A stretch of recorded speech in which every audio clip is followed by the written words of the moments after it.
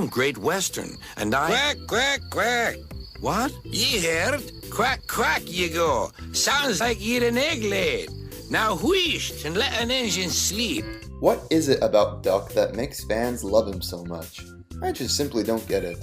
I'm an avid Thomas fan, downright obsessed in fact, but I have never ever in my life, even as a young child, ever considered Duck to be my favorite character. But for some reason, Duck is infamously the symbol of the Thomas fanbase. You can find his name or likeness in at least half of fans' usernames or profile pics. When Duck appears in an episode, that's all everyone talks about. Even when he's only in a scene that lasts 30 seconds, everyone goes crazy. Oliver, what are you doing on my track? Your track? Who says this is your track? I just don't get it. Now, if you're one of the Duck fanboys that just can't hear anything negative be said about this ever-precious classic character, then you might as well turn off the video now. But before I go on, I want to say this. I don't hate Duck.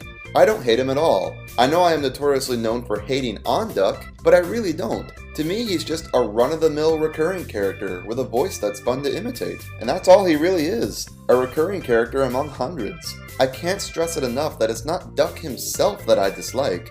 It's the undeserved love and treatment he's given endlessly by the fans. Somehow he's held up on a pedestal as one of the main Thomas characters simply because he wears the number 8. In my opinion, if the character wasn't an engine in Season 1, or isn't Emily, they're not a main character. Hell, I struggle with the fact that Toby is still a main character at this point. What kind of main character only appears like twice a season? But that's a discussion for another video. Duck is a fine character in his own merit. He's proud of his heritage, he stands no nonsense, and he has a funny name. But that's all he is. And there's nothing wrong with that, but that's all Duck is. There's no extraordinary depth to his character that makes him so endlessly interesting. I go as far to say that a character like Gator is more interesting than Duck, because there is so much about Gator that's left a mystery, and the extremely clever ways they utilized him in his few appearances.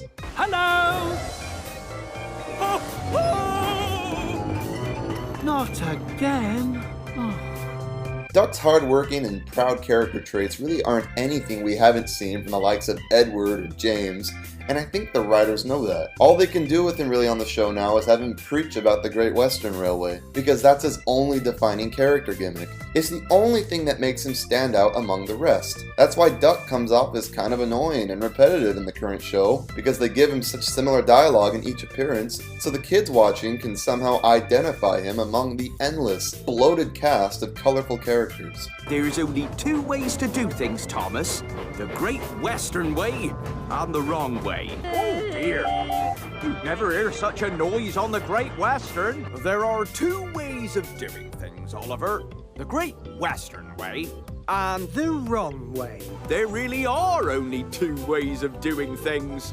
The wrong way or the Great Western Way. Kill me. Way back in the day when there were like 20 characters total, it worked fine. But nowadays, I just don't see a place for him. And I really think some fans are either blind to this, or they just choose to be. The problem with Duck is just the same as Boba Fett from the Star Wars movies. Boba Fett is such a minor character in the original films. He has like 5 lines total, but he somehow gained a cult following for some unexplained reason, and his ultra popularity has forced writers to shoehorn him in wherever they can, because fan service.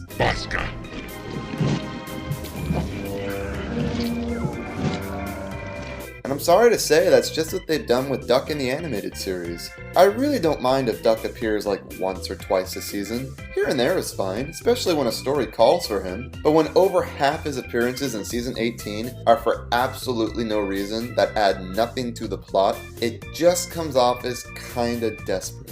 A desperate attempt by the writers to ensure that old fans keep watching because Duck is back in the show. Why do you think Duck was the very first old character to be brought back in season 17? Yeah, it's cause Mattel absolutely knows how to manipulate the fans. Though I think at this point the team knows they don't have to pull such tricks to earn our trust and our viewership. Duck was not shoehorned really at all in season 19. In fact, I think he only appeared in like one episode and only had a couple lines, and the rest of the time he was just in the background. He's almost been reduced to a cameo bee like Rosie. Now, I don't want them to get rid of him necessarily, but I do think this sort of more subtle treatment works better. It's a lot less in your face, and it makes him seem like he belongs in the universe, as opposed to being forced in. And don't get me wrong here, I'm not against bringing back older characters either, especially when they bring out new story opportunities. Bringing back Bill and Ben was one of the team's best decisions ever. Careful, Ben! But there has to be a defining line somewhere between competent writing and shameless fan service. I'd much rather have a competent, well thought out story with good use of characters, whoever they may be, than a pointless scene where fan service characters appear for no reason other than to provide a desperate little wink wink for fans. I'd like to think we've gotten better than that at this point, but Sodor's Legend of the Lost Treasure proves me not. Oh, well, I never! Donald and Douglas!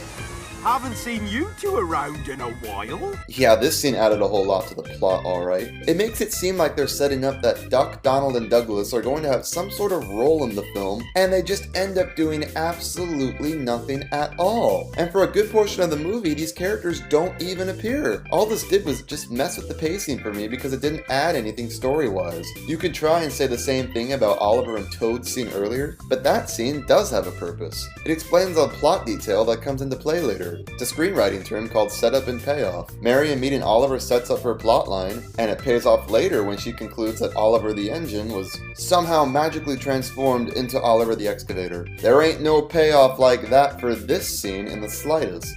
Cheerio! Cheerio! Don't leave it so long next time! I don't even think Duck speaks again after this. But if the wonderfully brilliant Season 19 is anything to go off of, then I think it's safe to assume we'll be getting less and less of these pointless fan service scenes as time goes on. And whether you're a Duck fanboy or not, that is something that this Thomas fan is truly grateful for.